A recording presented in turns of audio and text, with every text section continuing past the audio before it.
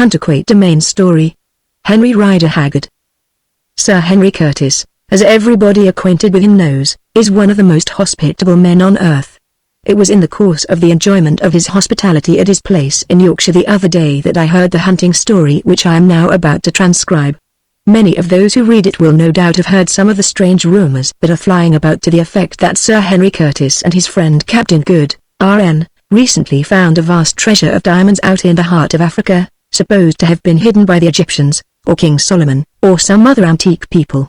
I first saw the matter alluded to in a paragraph in one of the society papers the day before I started for Yorkshire to pay my visit to Curtis, and arrived, needless to say, burning with curiosity, for there is something very fascinating to the mind in the idea of hidden treasure. When I reached the hall, I at once asked Curtis about it, and he did not deny the truth of the story, but on my pressing him to tell it he would not, nor would Captain Good, who was also staying in the house. "You would not believe me if I did," Sir Henry said, with one of the hearty laughs which seemed to come right out of his great lungs. "You must wait till Hunter Quatermain comes. He will arrive here from Africa tonight, and I am not going to say a word about the matter, or Good either, until he turns up. Quatermain was with us all through. He has known about the business for years and years, and if it had not been for him we should not have been here today. I am going to meet him presently." I could not get a word more out of him, nor could anybody else, though we were all dying of curiosity, especially some of the ladies. I shall never forget how they looked in the drawing room before dinner when Captain Good produced a great rough diamond, weighing 50 carats or more, and told them that he had many larger than that. If ever I saw curiosity and envy printed on fair faces, I saw them then. It was just at this moment that the door was opened, and Mr. Alan Quatermain announced, whereupon Good put the diamond into his pocket, and sprang at a little man who limped shyly into the room, convoyed by Sir Henry Curtis himself. "Here he is, Good, safe and sound," said Sir Henry, gleefully. "Ladies and gentlemen, let me introduce you to one of the oldest hunters and the very best shot in Africa, who has killed more elephants and lions than any other man alive." Everybody turned and stared politely at the curious-looking little lame man, and though his size was insignificant, he was quite worth staring at. He had short grizzled hair, which stood about an inch above his head like the bristles of a brush, gentle brown eyes, that seemed to notice everything, and a withered face, tanned to the color of mahogany from exposure to the weather. He spoke, too, when he returned Good's enthusiastic greeting, with a curious little accent, which made his speech noticeable. It so happened that I sat next to Mr. Alan Quatermain at dinner, and, of course, did my best to draw him, but he was not to be drawn. He admitted that he had recently been a long journey into the interior of Africa with Sir Henry Curtis and Captain Good, and that they had found treasure, and then politely turned the subject and began to ask me questions about England, where he had never been before, that is, since he came to years of discretion. Of course, I did not find this very interesting, and so cast about for some means to bring the conversation round again. Now, we were dining in an oak-panelled vestibule, and on the wall opposite to me were fixed 2 gigantic elephant tusks, and under them a pair of buffalo horns, very rough and knotted, showing that they came off an old bull, and having the tip of one horn split and chipped. I noticed that Hunter Quatermain's eyes kept glancing at these trophies, and took an occasion to ask him if he knew anything about them. "I ought to," he answered, with a little laugh. "The elephant to which those tusks belonged tore one of our party right in two about 18 months ago, and as for the buffalo horns, they were nearly my death, and were the end of a servant of mine to whom I was much attached. I gave them to Sir Henry when he left Natal some months ago," and Mr. Quatermain sighed and turned to answer a question from the lady whom he had taken down to dinner, and who, needless to say, was also employed in trying to pump him about the diamonds. Indeed, all round the table there was a simmer of scarcely suppressed excitement, which, when the servants had left the room, could no longer be restrained. "Now, Mr. Quatermain," said the lady next him, "we have been kept in an agony of suspense by Sir Henry and Captain Good, who have persistently refused to tell us a word of this story about the hidden treasure till you came, and we simply can bear it no longer, so, please, begin at once." "Yes," said everybody, "go on, please." Hunter Quatermain glanced round the table apprehensively. He did not seem to appreciate finding himself the object of so much curiosity. "Ladies and gentlemen," he said at last, with a shake of his grizzled head, "I am very sorry to disappoint you, but I cannot do it. It is this way. At the request of Sir Henry and Captain Good I have written down a true and plain account of King Solomon's mines and how we found them, so you will soon be able to learn all about that wonderful adventure for yourselves. But until then I will say nothing about it, not from any wish to disappoint your curiosity, or to make myself important, but simply because the whole story partakes so much of the marvelous, that I am afraid to tell it in a piecemeal, hasty fashion, for fear I should be set down as one of those common fellows of whom there are so many in my profession, who are not ashamed to narrate things they have not seen, and even to tell wonderful stories about wild animals they have never killed. And I think that my companions in adventure, Sir Henry Curtis and Captain Good, will bear me out in what I say. Yes, Quatermain, I think you are quite right, said Sir Henry. Precisely the same considerations have forced Good and myself to hold our tongues. We did not wish to be bracketed with other famous travellers. There was a murmur of disappointment at these announcements. I believe you are all hoaxing us, said the young lady next Mr. Quatermain, rather sharply. Believe me, answered the old hunter, with a quaint courtesy and a little bow of his grizzled head, though I have lived all my life in the wilderness, and amongst savages, I have neither the heart, nor the want of manners, to wish to deceive one so lovely. Whereat the young lady, who was pretty, looked appeased. This is very dreadful, I broke in. We ask for bread and you give us a stone, Mr. Quatermain. The least that you can do is to tell us the story of the tusks opposite and the buffalo horns underneath. We won't let you off with less. I am but a poor storyteller, put in the old hunter, but if you will forgive my want of skill, I shall be happy to tell you, not the story of the tusks, for that is part of the history of our journey to King Solomon's mines, but that of the buffalo horns beneath them, which is now 10 years old. Bravo, Quatermain, said Sir Henry. We shall all be delighted. Fire away. Fill up your glass first. The little man did as he was bid, took a sip of claret, and began. About 10 years ago I was hunting up in the far interior of Africa, at a place called Haggard, not a great way from the Chobe River. I had with me 4 native servants, namely, a driver and Olupa, or leader, who were natives of Matabeleland, a Hottentot named Hans, who had once been the slave of the Transvaal Boer, and a Zulu hunter, who for 5 years had accompanied me upon my trips, and whose name was Mashoon. Now near Haggard I found a fine piece of healthy, park-like country, where the grass was very good, considering the time of year, and here I made a little camp or headquarter settlement, from whence I went expeditions on all sides in search of game, especially elephant. My luck, however, was bad, I got but little ivory. I was therefore very glad when some natives brought me news that a large herd of elephants were feeding in a valley about 30 miles away. At first I thought of trekking down to the valley, wagon and all, but gave up the idea on hearing that it was infested with the deadly tsetse fly, which is certain death to all animals, except men, donkeys, and wild game. So I reluctantly determined to leave the wagon in the charge of the Matabele leader and driver, and to start on a trip into the thorn country, accompanied only by the Hottentot Hans, and Mashoon. Accordingly on the following morning we started, and on the evening of the next day reached the spot where the elephants were reported to be. But here again we were met by ill luck. That the elephants had been there was evident enough, for their spoor was plentiful, and so were other traces of their presence in the shape of mimosa trees torn out of the ground, and placed topsy-turvy on their flat crowns, in order to enable the great beasts to feed on their sweet roots. But the elephants themselves were conspicuous by their absence. They had elected to move on. This being so, there was only one thing to do, and that was to move after them, which we did, and a pretty hunt they led us. For a fortnight or more we dodged about after those elephants, coming up with them on 2 occasions, and a splendid herd they were only, however, to lose them again. At length we came up with them a 3rd time, and I managed to shoot 1 bull, and then they started off again, where it was useless to try and follow them. After this I gave it up in disgust, and we made the best of our way back to the camp, not in the sweetest of tempers, carrying the tusks of the elephant I had shot. It was on the afternoon of the 5th day of our tramp that we reached the little kopje overlooking the spot where the wagon stood, and I confess that I climbed it with a pleasurable sense of homecoming, for his wagon is the hunter's home, as much as his house is that of the civilized person. I reached the top of the kopje, and looked in the direction where the friendly white tent of the wagon should be.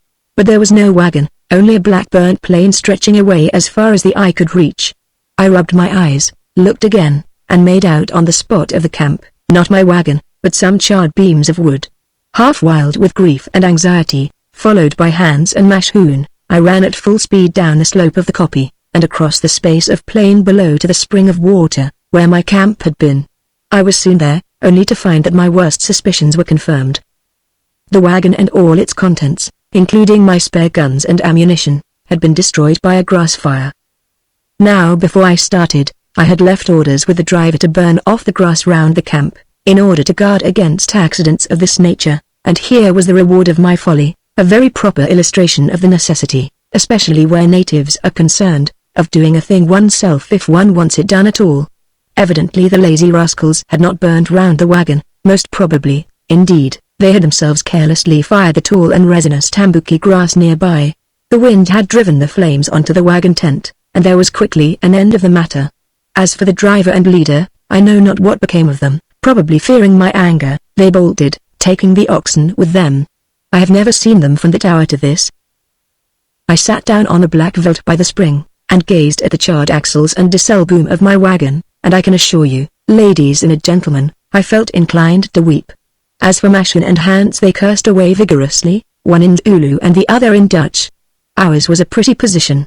We were nearly 300 miles away from Bumangwato, the capital of Khama's country, which was the nearest spot where we could get any help, and our ammunition, spare guns, clothing, food, and everything else, were all totally destroyed. I had just what I stood in, which was a flannel shirt, a pair of veldschoons, or shoes of rawhide, my 8-bore rifle, and a few cartridges.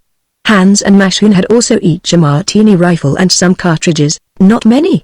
And it was with this equipment that we had to undertake a journey of 300 miles through a desolate and almost uninhabited region.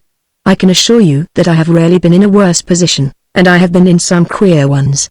However, these things are the natural incidents of a hunter's life, and the only thing to do was to make the best of them. Accordingly, after passing a comfortless night by the remains of my wagon, we started next morning on our long journey towards civilization. Now if I were to set to work to tell you all the troubles and incidents of that dreadful journey, I should keep you listening here till midnight, so I will, with your permission, pass on to the particular adventure of which the pair of buffalo horns opposite are the melancholy memento. We had been traveling for about a month, living and getting along as best we could, when one evening we camped some 40 miles from Bumangwato. By this time we were indeed in a melancholy plight, footsore, half-starved, and utterly worn out, and, in addition, I was suffering from a sharp attack of fever, which half-blinded me and made me weak as a babe. Our ammunition, too, was exhausted. I had only one cartridge left for my 8-bore rifle, and Hans and Machine, who were armed with Martini Henrys, had 3 between them. It was about an hour from sundown when we halted and lit a fire, for luckily we had still a few matches. It was a charming spot to camp, I remember. Just off the game track we were following was a little hollow, fringed about with flat-crowned mimosa trees, and at the bottom of the hollow, a spring of clear water welled up out of the earth, and formed a pool, round the edges of which grew an abundance of watercresses of an exactly similar kind to those which were handed round the table just now. Now we had no food of any kind left, having that morning devoured the last remains of a little oribe antelope, which I had shot 2 days previously. Accordingly Hans, who was a better shot than Machine, took 2 of the 3 remaining Martini cartridges, and started out to see if he could not kill a buck for supper. I was too weak to go myself. Meanwhile Machine employed himself in dragging together some dead boughs from the mimosa trees to make a sort of skerm, or shelter for us to sleep in, about 40 yards from the edge of the pool of water. We had been greatly troubled with lions in the course of our long tramp, and only on the previous night have very nearly been attacked by them, which made me nervous, especially in my weak state. Just as we had finished the skerm, or rather something which did duty for one, Machine and I heard a shot apparently fired about a mile away. "Hark to it!" sung out Machine in Zulu, more, I fancy, by way of keeping his spirits up than for any other reason, for he was a sort of black Mark Tapley, and very cheerful under difficulties. Hark to the wonderful sound with which the Mabuna, the Boers, shook our fathers to the ground at the Battle of the Blood River. "We are hungry now, my father, our stomachs are small and withered up like a dried ox's paunch, but they will soon be full of good meat. Hans is a Hottentot, and an Umfagozan, that is, a low fellow, but he shoots straight. He certainly shoots straight. Be of a good heart, my father, there will soon be meat upon the fire, and we shall rise up men." And so he went on talking nonsense till I told him to stop, because he made my head ache with his empty words. Shortly after we heard the shot the sun sank in his red splendor, and there fell upon earth and sky the great hush of the African wilderness. The lions were not up as yet, they would probably wait for the moon, and the birds and beasts were all at rest. I cannot describe the intensity of the quiet of the night, To me in my weak state, and fretting as I was over the non-return of the Hottentot Hans, it seemed almost ominous, as though nature were brooding over some tragedy which was being enacted in her sight. It was quiet as death, and lonely as the grave. "Mashhoon," I said at last, "where is Hans? My heart is heavy for him." "Nay, my father, I know not, mayhap he is weary, and sleeps, or mayhap he has lost his way." "Mashhoon, art thou a boy to talk folly to me?" I answered. "Tell me, in all the years thou hast hunted by my side, didst thou ever know a Hottentot to lose his path or to sleep upon the way to camp?" "Nay, Macumazan, that, ladies, is my native name, and means the man who gets up by night, or who is always awake. I know not where he is." But though we talked thus, we neither of us liked to hint at what was in both our minds, namely, that misfortune had overtaken the poor Hottentot. "Mashhoon," I said at last, "go down to the water and bring me of those green herbs that grow there. I am hungered, and must eat something." "Nay, my father, surely the ghosts are there. They come out of the water at night, and sit upon the banks to dry themselves. An Izanusi one told it me." Mashhoon was, I think, one of the bravest men I ever knew in the daytime, but he had a more than civilized dread of the supernatural. "Must I go myself, thou fool?" I said, sternly. "Nay, Macumazan, if thy heart yearns for strange things like a sick woman, I go, even if the ghosts devour me." And accordingly he went, and soon returned with a large bundle of watercresses, of which I ate greedily. "Art thou not hungry?" I asked the great Zulu presently, as he sat eyeing me eating. "Never was I hungrier, my father. Then eat," and I pointed to the watercresses. "Nay, Macumazan, I cannot eat those herbs." "If thou dost not eat thou wilt starve. Eat, Mashhoon." He stared at the watercresses doubtfully for a while, and at last seized a handful and crammed them into his mouth, crying out as he did so, "Oh, why was I born that I should live to feed on green weeds like an ox? Surely if my mother could have known it she would have killed me when I was born." And so he went on lamenting between each fistful of watercresses till all were finished, when he declared that he was full indeed of stuff, but it lay very cold on his stomach, like snow upon a mountain. At any other time I should have laughed, for it must be admitted he had a ludicrous way of putting things. Zulus do not like green food.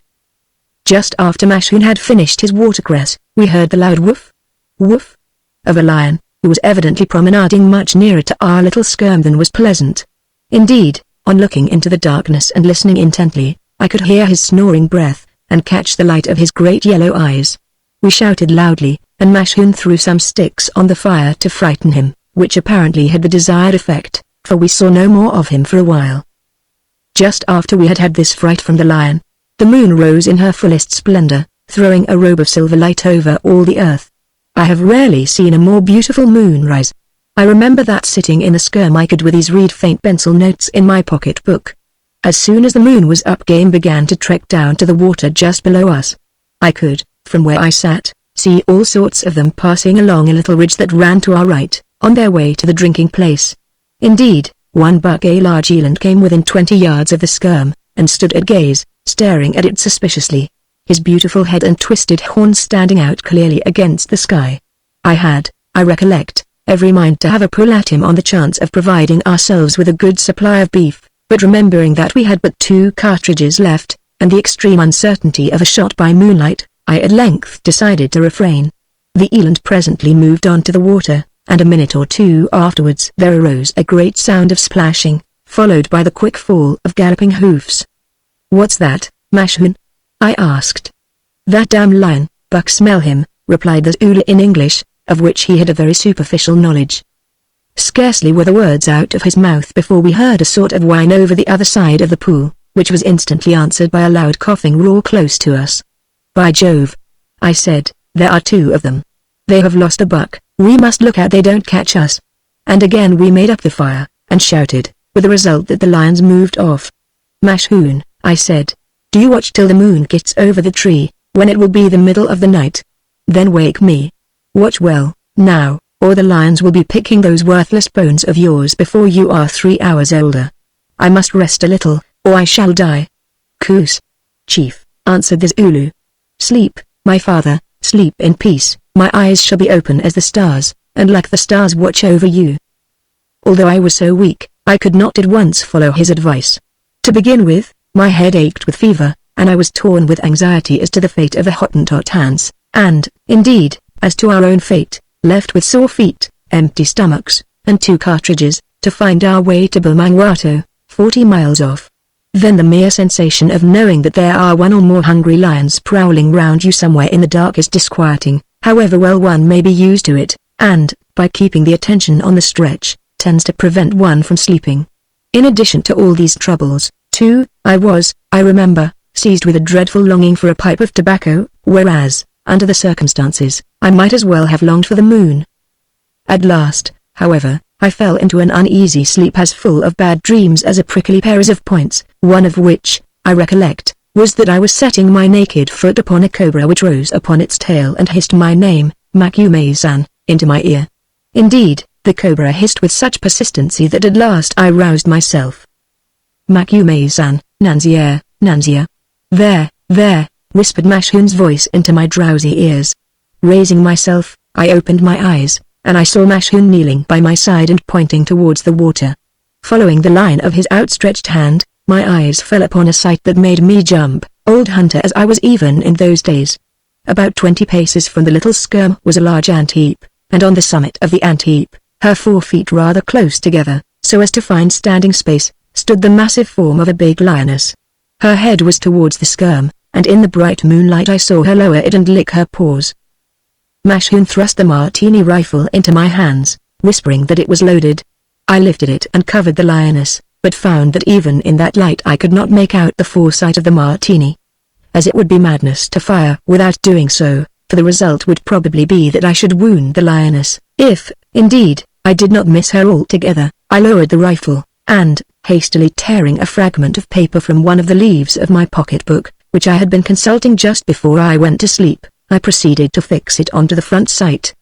But all this took a little time, and before the paper was satisfactorily arranged, Mashun again gripped me by the arm, and pointed to a dark heap under the shade of a small mimosa tree which grew not more than 10 paces from the skerm. "Well, what is it?" I whispered. "I can see nothing." "It is another lion," he answered. "Nonsense. Thy heart is dead with fear, thou sayest double," and I bent forward over the edge of the surrounding fence, and stared at the heap. Even as I said the words, the dark mass rose and stalked out into the moonlight. It was a magnificent, black-maned lion, one of the largest I had ever seen. When he had gone 2 or 3 steps he caught sight of me, halted, and stood there gazing straight towards us. He was so close that I could see the firelight reflected in his wicked, greenish eyes. "Shoot, shoot," said Mashun. "The devil is coming, he is going to spring." I raised the rifle, and got the bit of paper on the foresight, straight on to a little path of white hair just where the throat is set into the chest and shoulders. As I did so, the lion glanced back over his shoulder, as, according to my experience, a lion nearly always does before he springs. Then he dropped his body a little, and I saw his big paws spread out upon the ground as he put his weight on them to gather purchase. In haste I pressed the trigger of the martini, and not a moment too soon, for, as I did so, he was in the act of springing. The report of the rifle rang out sharp and clear on the intense silence of the night, and in another second the great brute had landed on his head within 4 feet of us, and rolling over and over towards us, was sending the bushes which composed our little fence flying with convulsive strokes of his great paws. We sprang out of the other side of the skerm, and he rolled onto it and into it and then right through the fire. Next he raised himself and sat upon his haunches like a great dog, and began to roar. Heavens! How he roared! I never heard anything like it before or since. He kept filling his lungs with air, and then emitting it in the most heart-shaking volumes of sound. Suddenly, in the middle of one of the loudest roars, he rolled over onto his side and lay still, and I knew that he was dead. A lion generally dies upon his side. With a sigh of relief I looked up towards his mate upon the ant heap. She was standing there apparently petrified with astonishment, looking over her shoulder, and lashing her tail, but to our intense joy, when the dying beast ceased roaring, she turned, and, with one enormous bound, vanished into the night. Then we advanced cautiously towards the prostrate brute, Mashun droning an improvised Zulu song as he went, about how Makume-san, the hunter of hunters, whose eyes are opened by night as well as by day, put his hand down the lion's stomach when it came to devour him and pulled out his heart by the roots, and see, by way of expressing his satisfaction, in his hyperbolical Zulu way, at the turn events had taken. There was no need for caution, The lion was as dead as though he had already been stuffed with straw. The martini bullet had entered within an inch of the white spot I had aimed at, and traveled right through him, passing out at the right buttock, near the root of the tail. The martini has wonderful driving power, though the shock it gives to the system is, comparatively speaking, slight, owing to the smallness of the hole it makes. But fortunately the lion is an easy beast to kill. I passed the rest of that night in a profound slumber, my head reposing upon the deceased lion's flank, a position that had, I thought, a beautiful touch of irony about it, though the smell of his singed hair was disagreeable. When I woke again the faint primrose lights of dawn were flushing in the eastern sky. For a moment I could not understand the chill sense of anxiety that lay like a lump of ice at my heart, till the feel and smell of the skin of the dead lion beneath my head recalled the circumstances in which we were placed. I rose, and eagerly looked round to see if I could discover any signs of Hans, who, if he had escaped accident, would surely return to us at dawn, but there were none. Then hope grew faint, and I felt that it was not well with the poor fellow. Setting Mashun to build up the fire, I hastily removed the hide from the flank of the lion, which was indeed a splendid beast, and cutting off some lumps of flesh, we toasted and ate them greedily. Lion's flesh, strange as it may seem, is very good eating, and tastes more like veal than anything else. By the time we had finished our much-needed meal the sun was getting up, and after a drink of water and a wash at the pool, we started to try and find Hans, leaving the dead lion to the tender mercies of the hyenas. Both Mashun and myself were, by constant practice, pretty good hands at tracking, and we had not much difficulty in following the Hottentot's spoor, faint as it was. We had gone on in this way for half an hour or so, and were, perhaps, a mile or more from the site of our camping place, when we discovered the spoor of a solitary bull buffalo mixed up with the spoor of Hans, and were able, from various indications, to make out that he had been tracking the buffalo. At length we reached a little glade in which there grew a stunted old mimosa thorn, with a peculiar and overhanging formation of root, under which a porcupine, or an ant-bear, or some such animal, had hollowed out a wide-lipped hole. About 10 or 15 paces from this thorn tree there was a thick patch of bush. "See, MagneonBooks. See," said Mashun, excitedly, as we drew near the thorn, "the buffalo has charged him. Look, here he stood to fire at him, see how firmly he planted his feet upon the earth, there is the mark of his crooked toe." Hans had one bent toe. "Look. Here the bull came like a boulder down the hill, his hoofs turning up the earth like a hoe. Hans had hit him, he bled as he came, there are the blood spots. It is all written down there, my father there upon the earth." "Yes," I said, "yes. But where is Hans?" Even as I said, Mashun clutched my arm, and pointed to the stunted thorn just by us. "Even now, gentlemen, it makes me feel sick when I think of what I saw." For fixed in a stout fork of the tree some 8 feet from the ground was Hans himself, or rather his dead body, evidently tossed by the furious buffalo. One leg was twisted round the fork, probably in a dying convulsion. In the side, just beneath the ribs, was a great hole, from which the entrails protruded. But this was not all. The other leg hung down to within 5 feet of the ground. The skin and the most of the flesh were gone from it. For a moment we stood aghast, and gazed at this horrifying sight. Then I understood what had happened. The buffalo, with that devilish cruelty which distinguishes the animal, had, after his enemy was dead, stood underneath his body, and licked the flesh off the pendant leg with his fire-like tongue. I had heard of such a thing before, but had always treated the stories as hunters' yarns, but I had no doubt about it now. Poor Hans' skeleton foot and ankle were an ample proof. We stood aghast under the tree, and stared at this awful sight, when suddenly our cogitations were interrupted in a painful manner. The thick bush about 15 paces off burst asunder with a crashing sound, and uttering a series of ferocious pig-like grunts, the bull buffalo himself came charging out straight at us. Even as he came I saw the blood mark on his side where poor Hans' bullet had struck him, and also, as is often the case with particularly savage buffaloes, that his flanks had recently been terribly torn in an encounter with a lion. On he came, his head well up. A buffalo does not generally lower his head till he does so to strike those great black horns. As I look at them before me, gentlemen, I seem to see them come charging at me as I did 10 years ago, silhouetted against the green bush behind on. With a shout Mashun bolted off sideways towards the bush. I had instinctively lifted my 8-bore, which I had in my hand. It would have been useless to fire at the buffalo's head, for the dense horns must have turned the bullet, but as Mashun bolted, the bull slewed a little, with a momentary idea of following him, and as this gave me a ghost of a chance, I let drive my only cartridge at his shoulder. The bullet struck the shoulder blade and smashed it up, and then traveled on under the skin into his flank, but it did not stop him, though for a second he staggered. Throwing myself onto the ground with the energy of despair, I rolled under the shelter of the projecting root of the thorn, crushing myself as far into the mouth of the ant-bear hole as I could. In a single instant the buffalo was after me. Kneeling down on his uninjured knee for one leg, that of which I had broken the shoulder, was swinging helplessly to and fro. He set to work to try and hook me out of the hole with his crooked horn. At first he struck at me furiously, and it was one of the blows against the base of the tree which splintered the tip of the horn in the way that you see. Then he grew more cunning, and pushed his head as far under the root as possible, made long semicircular sweeps at me, grunting furiously, and blowing saliva and hot steamy breath all over me. I was just out of reach of the horn, though every stroke, by widening the hole and making more room for his head, brought it closer to me, but every now and again I received heavy blows in the ribs from his muzzle. Feeling that I was being knocked silly, I made an effort and seizing his rough tongue, which was hanging from his jaws, I twisted it with all my force. The great brute bellowed with pain and fury, and jerked himself backwards so strongly, that he dragged me some inches further from the mouth of the hole, and again made a sweep at me, catching me this time round the shoulder joint in the hook of his horn. I felt that it was all up now, and began to holloa. He has got me, I shouted in mortal terror. Gwaza, mashhoon, gwaza. Stab, mashhoon, stab.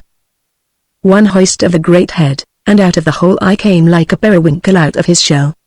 But even as I did so, I caught sight of Mashhoon's stalwart form advancing with his bangwan, or broad stabbing assegai, raised above his head. In another quarter of a second I had fallen from the horn, and heard the blow of the spear, followed by the indescribable sound of steel shearing its way through flesh. I had fallen on my back, and, looking up, I saw that the gallant Mashhoon had driven the assegai a foot or more into the carcass of the buffalo, and was turning to fly. Alas! It was too late. Bellowing madly, and spouting blood from mouth and nostrils, the devilish brute was on him, and had thrown him up like a feather, and then gored him twice as he lay. I struggled up with some wild idea of affording help, but before I had gone a step the buffalo gave one long sighing bellow, and rolled over dead by the side of his victim. Mashhoon was still living, but a single glance at him told me that his hour had come. The buffalo's horn had driven a great hole in his right lung, and inflicted other injuries. I knelt down beside him in the uttermost distress, and took his hand. "Is he dead, Macumazan?" he whispered. "My eyes are blind, I cannot see." "Yes, he is dead." "Did the black devil hurt thee, Macumazan?" "No, my poor fellow, I am not much hurt." "Ow! I am glad." Then came a long silence, broken only by the sound of the air whistling through the hole in his lung as he breathed.